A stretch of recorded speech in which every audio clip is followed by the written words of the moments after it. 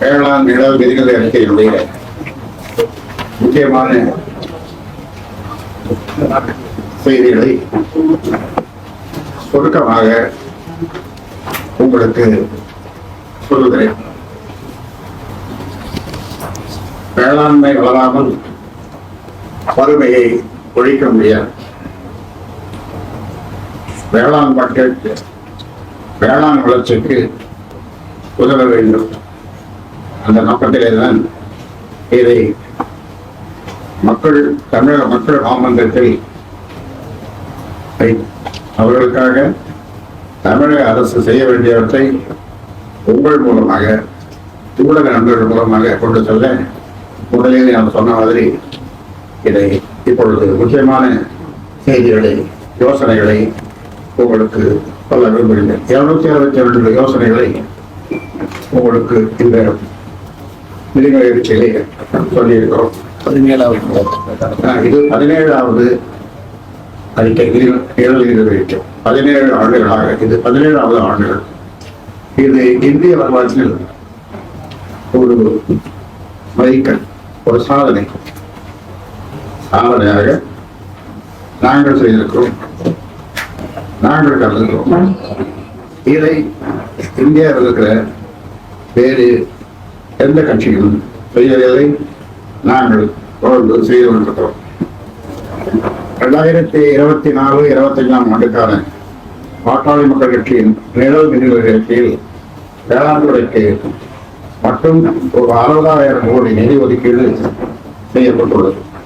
இது 2023-24 ஆண்டுக்கான தமிழக அரசின் நிதிநிலை அறிக்கையில் ஒதுக்கீடு செய்யப்பட்ட ரூபாய் 14,233 கோடியுடன் ஒப்பிடும் போது 4 மடங்குக்கு அதிகம் என்பது குறிப்பிடத்தக்கது. நீர்ப்பாசன திட்டங்களுக்கு ரூபாய் 20,000 கோடி ஒதுக்கீடு செய்யப்பட்டுள்ளது. இதையும் வேளாண் துறை ஒதுக்கீட்டையும் சேர்த்து வேளாண் நிழல் நிதிகளை அறிக்கையின் மொத்த மதிப்பு ரூபாய் 80,000 கோடி.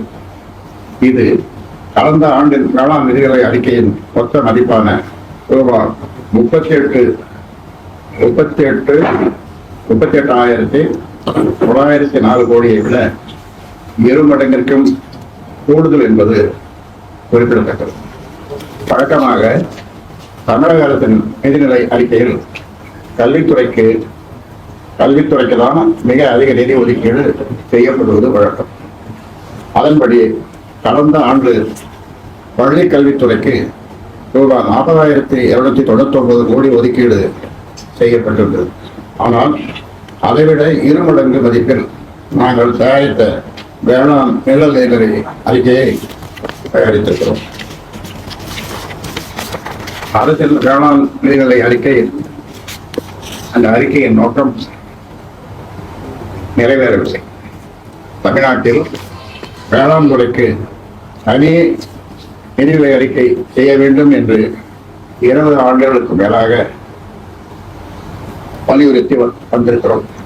நமது தொடர் வலியுறுத்தல் காரணமாக தமிழக அரசு கடந்த 3 ஆண்டுகளாக வேளாண் நிதிநிலை அறிக்கை தாக்கல் செய்து வருகிறது.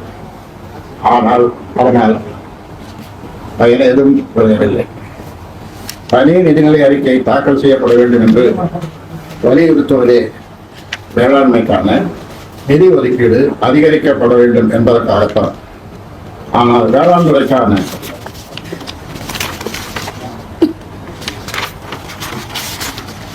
நிதி ஒதுக்கீடு அதிகரிக்கப்படவில்லை.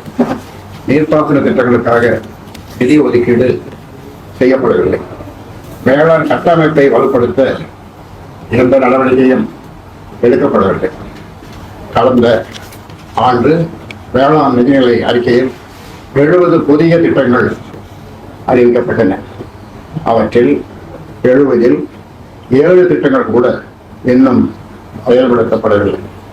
தமிழ்நாட்டில் சாகுபடி பரப்பு குறைந்து வரும் நிலையில் பாசன பரப்பை அதிகரிப்பதற்காக புதிய பாசன திட்டங்களை செயல்படுத்தாமல் எதற்காக வேளாண் பட்ஜெட், தனி வேளாண் பட்ஜெட்? வேளாண்மை வளராமல் வறுமையை ஒழிக்க முடியாது. தமிழ்நாட்டில் உள்ளடக்கிய வளர்ச்சியை ஏற்படுத்த வேண்டுமானால் வேளாண் துறை வளர்ச்சியை அதிகரிக்க வேண்டியது கட்டாயமாகும். தமிழ்நாட்டின் ஒட்டுமொத்த பொருளாதார வளர்ச்சி கடந்த காலங்களில் 8 விழுக்காடு முதல் 13 விழுக்காடு வரை உயர்ந்த போதிலும் கூட வறுமையை ஒழிக்கவில்லை. அதற்கு காரணம் நலத்துறை, சேவைத்துறை மற்றும் உற்பத்தி துறை மூலமாக பொருளாதார வளர்ச்சி எட்டப்படுகிறதே தவிர வேளாண் துறையை உள்ளடக்கி பொருளாதார வளர்ச்சி எட்டப்படுவதில்லை என்பதுதான் கடந்த பல ஆண்டுகளாக தமிழ்நாட்டில் வேளாண் துறையின் வளர்ச்சி 4 விழுக்காட்டுக்கும் குறைவாகவே உள்ளது என்பது வருத்தமளிக்கும் உண்மை. இந்த நிலையை மாற்றி தமிழ்நாட்டில் வேளாண் வளர்ச்சியை உறுதி செய்து வறுமையை ஒழிக்க வேண்டும் என்ற உன்னத நோக்கத்துடன் தான் இந்த நிழல் நிதிநிலை அறிக்கையை நாங்கள் தயாரித்து வெளியிடுகிறோம். வேளாண் நிதிநிலை அறிக்கையின் முக்கிய அம்சம் தமிழ்நாட்டில் நிலுவையில் உள்ள நீர்ப்பாசன திட்டங்கள் அனைத்தையும் போர்க்கால அடிப்படையில் விரைந்து செயல்படுத்துதல், பராமரிப்பின்றி காணாமல் போன நீர்ப்பாசன ஏரிகளை மீட்டெடுத்து ஆகியவற்றின் மூலம் அடுத்த 5 ஆண்டுகளில் 40 லட்சம் ஏக்கர் நிலங்களுக்கு புதிதாக பாசன வசதியை ஏற்படுத்தி தருவதுதான் இந்த வேளாண்மை நிழல் நீர்நிலை அறிக்கையின் முக்கிய அம்சமாகும். தமிழ்நாட்டில் கடந்த சில 10 ஆண்டுகளில் 15,000 ஏரிகள் காணாமல் போய்விட்டன. 27,000 ஏரிகளின் கொள்ளளவு ஆக்கிரமிப்பால் குறைந்துவிட்டது. காணாமல் போன ஏரிகளில் சாத்தியமானவற்றை மீட்டெடுக்கவும், ஆக்கிரமிக்கப்பட்ட ஏரிகளை மீட்டெடுக்கவும் ஏரிகள் மேலாண்மை வாரியம் என்ற அமைப்பு உருவாக்கப்படும் என்றும் நிதிநிலை அறிக்கையில் கூறப்பட்டுள்ளது. வேளாண் பாசன திட்டங்களுக்கு நிதி திரட்டுவதற்காக பெட்ரோலிய பொருட்களின் மதிப்பு கூட்டு வரி மீது 10 விழுக்காடு முத்திரைத்தாள் தீர்வை மற்றும் பதிவு கட்டணங்கள் மீது 20 விழுக்காடு, மோட்டார் வாகன வரிகள் மீது 30 விழுக்காடு சிறப்பு தீர்வை வசூலிக்கப்படும். இதன் மூலம் ஆண்டுக்கு ரூபாய் 10,000 கோடி நிதி திரட்டப்படும். தமிழ்நாட்டில் நேரடி நெல் கொள்முதல் நிலையங்களின் எண்ணிக்கை 3,600 இருந்து 4,000 உயர்த்தப்படும். நெல் சேமிப்பு கிடங்குகளின் எண்ணிக்கை 400 உயர்த்தப்படும். ஒவ்வொரு நெல் கொள்முதல் நிலையத்திலும் குறைந்தது 5,000 மூட்டைகளை சேமித்து வைக்க வசதிகள் செய்யப்படும். ஆகிய திட்டங்களும் இந்த நிதிநிலை அறிக்கையில் அறிவிக்கப்பட்டுள்ளது. வேளாண் துறை முதலீட்டாளர்கள் மாநாடு. தமிழக அரசின் சார்பில் உலக தொழில் முதலீட்டாளர்கள் மாநாடு நடத்தப்பட்டதை போன்று வேளாண் துறை முதலீட்டாளர்கள் மாநாடு நம்மாழ்வாரின் பிறந்த நாளான 6/4/2025 தஞ்சாவூரில் நடத்தப்படும். நடத்துறியா? சரி. வேளாண்மை சிறப்பு பொருளாதார மண்டலங்கள், காவிரி பாதுகாக்கப்பட்ட வேளாண் மண்டலம் ஆகியவற்றில் வேளாண் சார்ந்த தொழிற்சாலைகளை அமைக்க இந்த மாநாட்டின் மூலம் ஆண்டுக்கு ரூபாய் 1 லட்சம் கோடி நிதி திரட்டப்படும். 250 வேளாண் புத்தொழில் நிறுவனங்கள் வேளாண் தொழிலில் லாபத்தை அதிகரிக்க செய்யும் நோக்கத்துடன் வேளாண் உற்பத்தியை பெருக்குதல், மதிப்பு கூட்டுதல், சந்தைப்படுத்துதல் ஆகிய 3 துறை சார்ந்த 250 வேளாண் புத்தொழில் நிறுவனங்கள் தொடங்க ஊக்குவிக்கும். ஊக்குவிக்கப்படும். சிறப்பாக செயல்படும் வேளாண் புத்தொழில் நிறுவனங்களுக்கு ரூபாய் 25 லட்சம் வரை மானியம் கொடுக்கப்படும். மிக சிறப்பாக செயல்படும் 205 புத்தொழில் நிறுவனங்கள் தேர்வு செய்யப்பட்டு அவற்றில் அரசின் சார்பில் ரூபாய் 1 கோடி வரை முதலீடு செய்யப்படும். மாநில வேளாண் கொள்கை உருவாக்கி வெளியிடப்படும் ஆகியவையும் வேளாண்மை நிகழ்நிலை அறிக்கையில் இடம்பெற்றுள்ள முக்கிய அம்சங்களாகும். மாவட்ட தலைநகரங்களில் வேளாண் தொழில்நுட்ப கண்காட்சிகள். உலகின் பல நாடுகளில் வேளாண்மை லாபம் தரும் தொழிலாக மாற்றப்பட்டிருக்கிறது. ஆனால் தமிழ்நாட்டில் உழவுத் தொழில் லாபம் ஈட்டுவது குதிரை கொம்பாக மாறி இருக்கிறது. அதற்கு காரணம் பழைய தொழில்நுட்பங்களையும் சந்தை வாய்ப்புகளையும் இன்னும் அப்படியே பின்பற்றுவதுதான். இதே நிலை தொடரும் வரை விவசாயத்தில் லாபம் கிடைக்க வாய்ப்பே இல்லை. இந்த நிலையை மாற்றி உழவர்களுக்கு லாபம் கிடைப்பதை உறுதி செய்யும் வகையில் வேளாண் துறையில் ஏற்பட்டுள்ள மாற்றங்கள், சந்தை வாய்ப்புகள், புதிய தொழில்நுட்பங்கள் குறித்து உழவர்களுக்கு விளக்கும் வகையில் ஆண்டுதோறும் அனைத்து மாவட்ட தலைநகரங்களிலும் வேளாண் தொழில்நுட்ப கண்காட்சிகள் 3 நாட்களுக்கு நடத்தப்படும் என்று இந்த அறிக்கையை நாங்கள் அறிவித்துள்ளோம். காவிரி தருமபுரி உபரிநீர் திட்டம், அரியலூர் சோழர் பாசன திட்டம் ஆகியவற்றுக்கு வரும் ஜூன் மாதம் அடிக்கல் நாட்டப்படும்.